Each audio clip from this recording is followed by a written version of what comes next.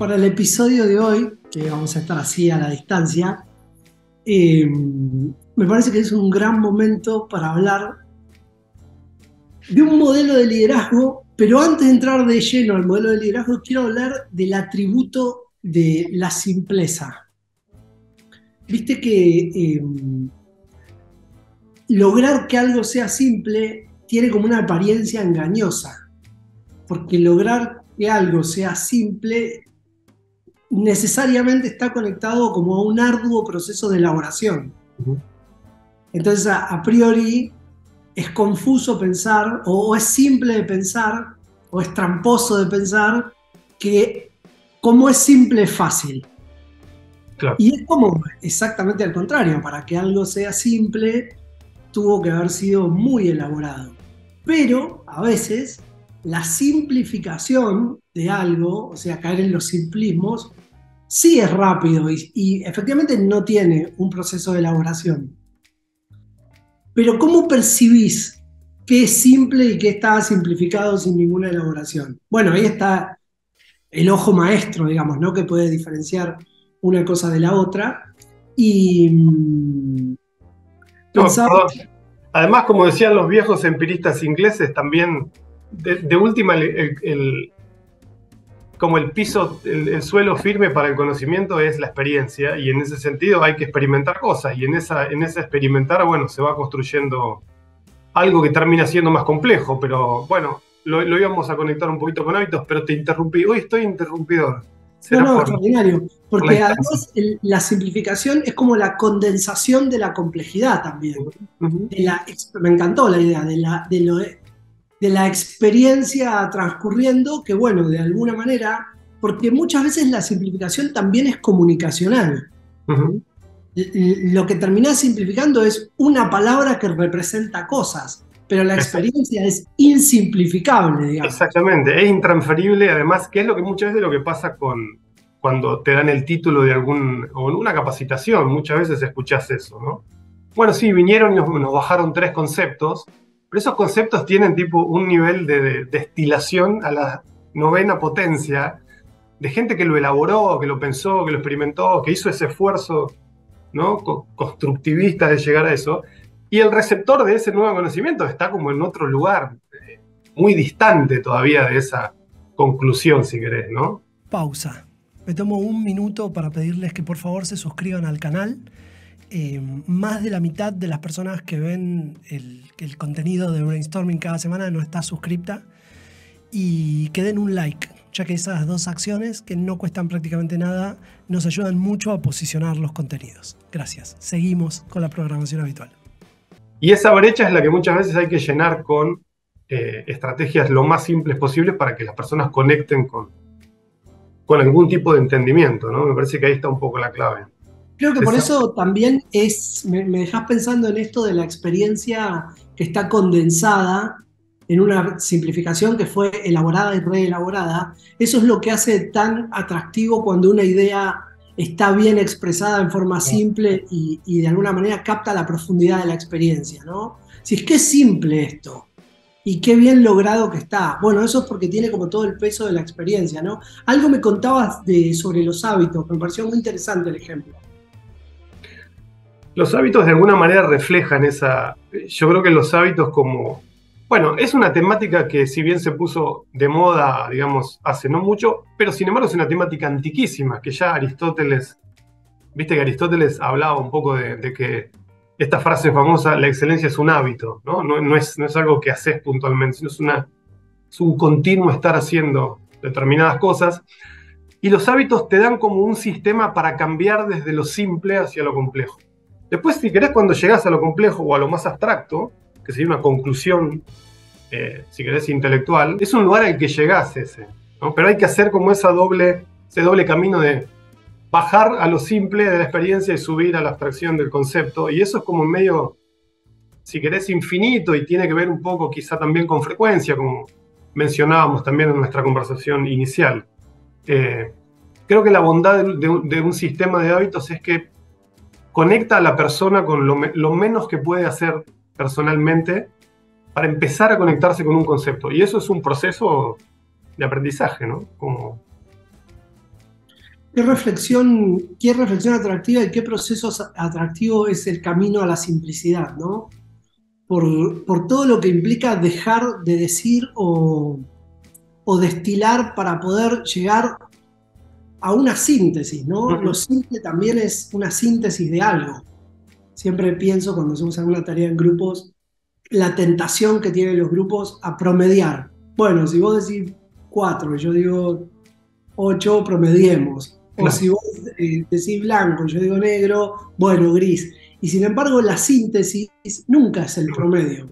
Creo que la síntesis es más parecida a la verdad, entre comillas, o a esa verdad que estamos tratando de descubrir y expresarla en forma simple es de alguna manera llegar a esa esencia de lo que querés transmitir.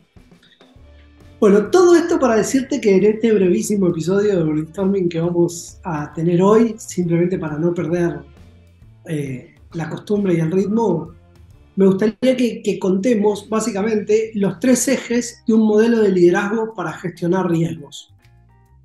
O sea, es que a lo largo del tiempo hemos trabajado con muchos modelos. Te lo cuento a vos, pero en realidad lo estamos charlando un poco en general. Hemos leído mucho sobre liderazgo y trabajado con muchos modelos, y el tema liderazgo, en el fondo, es como medio inasible. Como decía García Márquez, es ancho y ajeno el mundo del liderazgo, como que no lo podés terminar de agarrar nunca.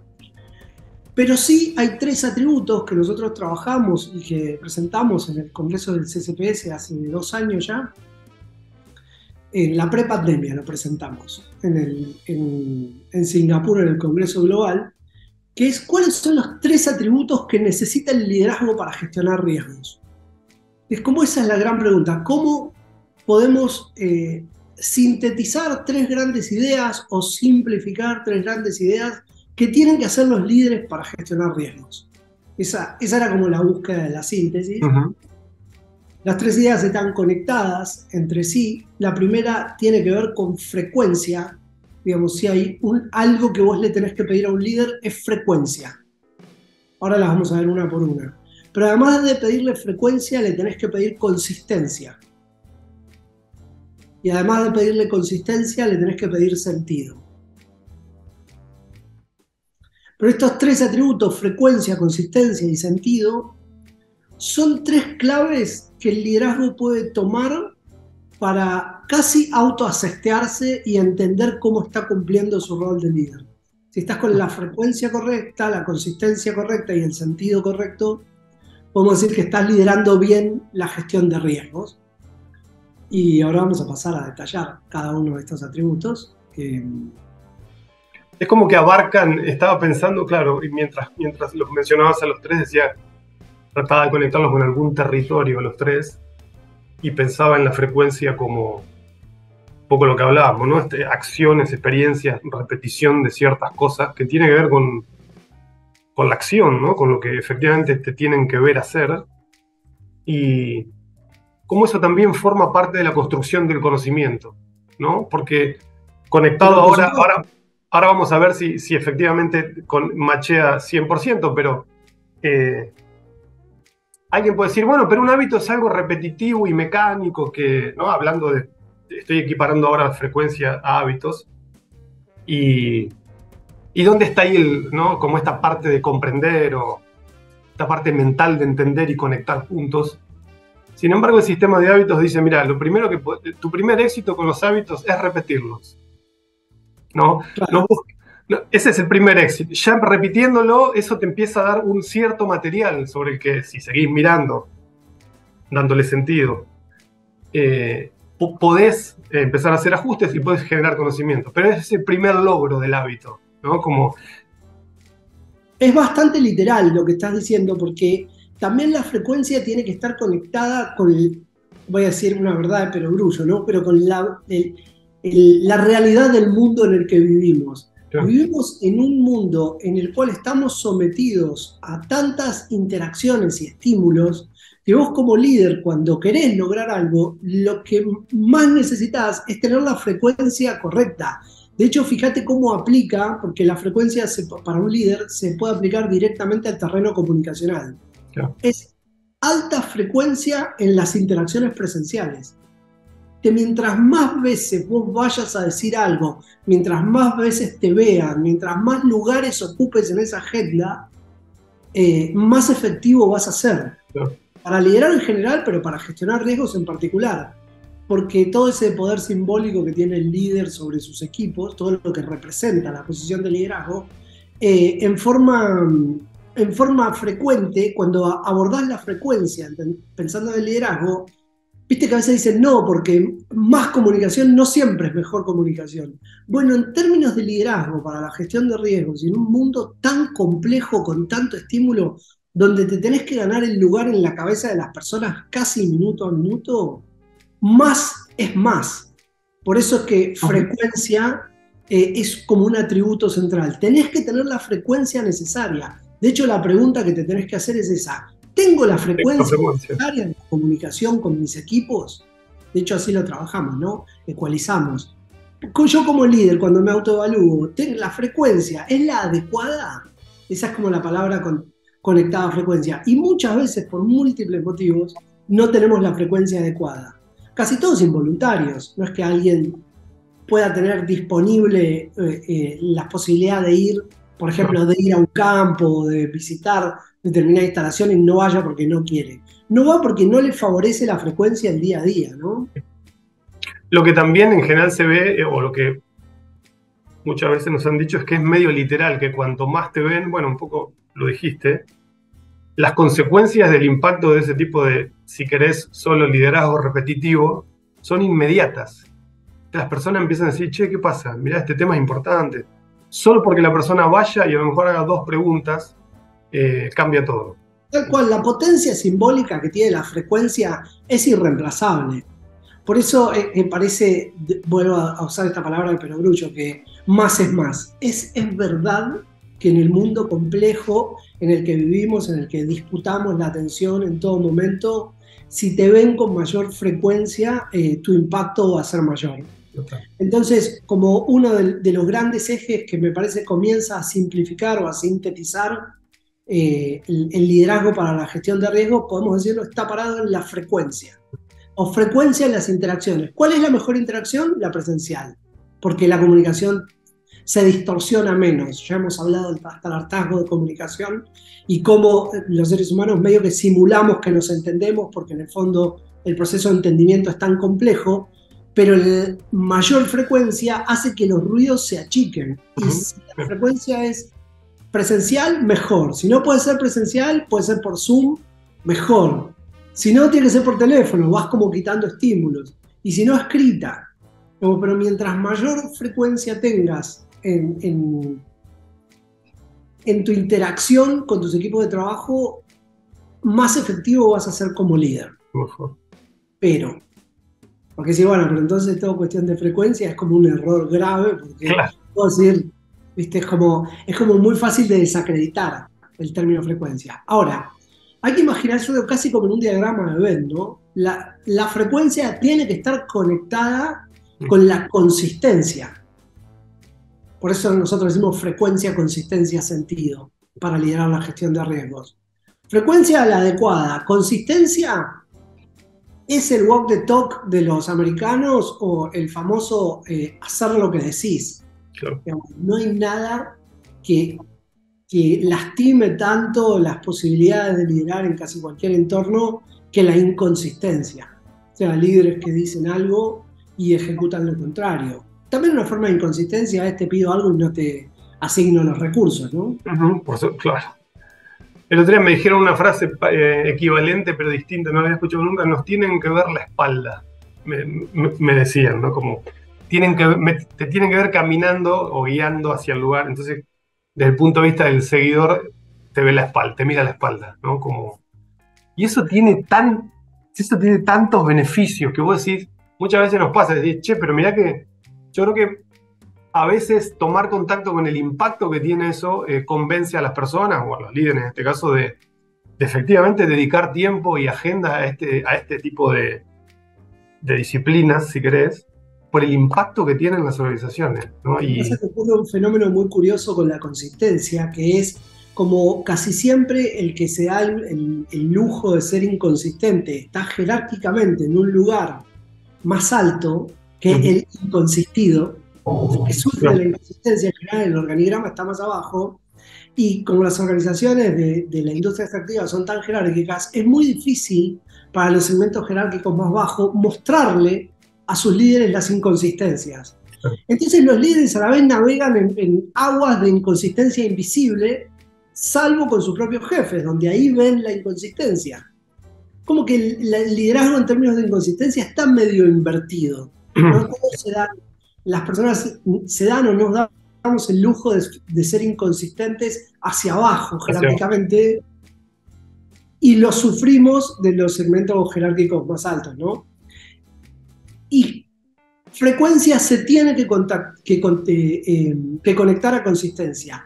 Más es más, siempre y cuando cada una de esas veces sea consistente. Sea consistente, claro. Si no, ahí es donde rompes todo tipo de vínculo y además todo tipo de posibilidad de construcción efectiva, ¿no?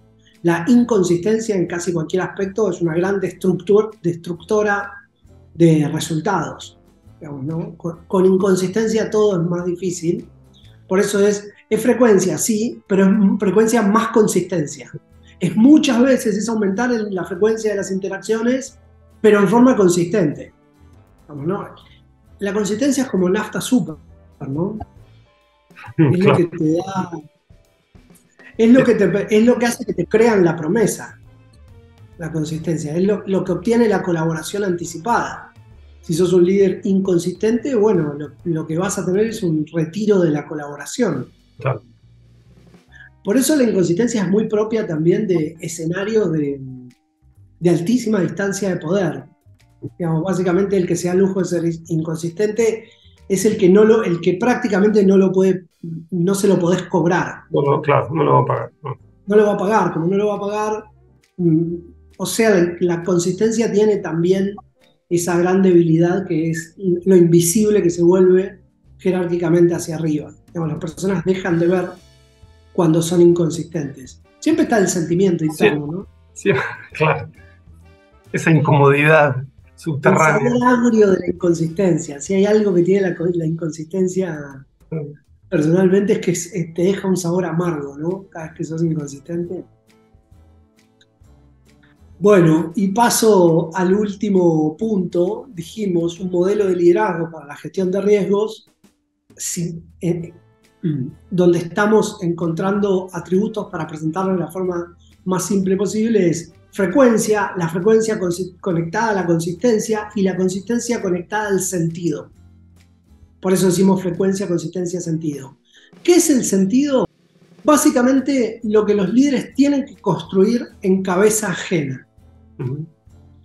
El sentido se ha trabajado mucho en los últimos 30 años, casi te diría, de diferentes formas, porque tiene que ver con la construcción que hacemos las personas adentro, ¿no? El sentido es medio intransferible. Lo que se puede hacer con el sentido es estimularlo, porque el sentido lo construimos las personas adentro a partir de estímulos, a partir de experiencias, pero está muy bien trabajado en el libro El hombre en busca del sentido, de Frankl, donde, bueno, encontró en esa situación imposible un sentido adentro para cuando saliera de ese cautiverio en el que estuvo.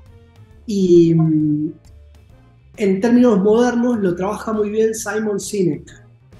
Hay una charla en YouTube que es extraordinaria, que se llama Start with Why. Debe ser una de las mejores, de las más vistas de las charlas TED, la de Simon Sinek, donde básicamente explica cómo funciona esta cuestión del sentido, y que lo que dice es, lo que recopila de alguna forma, es que las personas nos seguimos a nosotras mismas.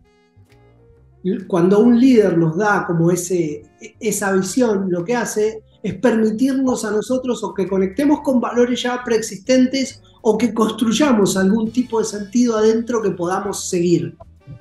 En el fondo, cuando vos seguís una visión o seguís a un líder, primero seguís a una construcción que hiciste adentro tuyo. Claro. No que el seguir es un acto meramente externo, como podría pensarse. El imitar es un acto externo.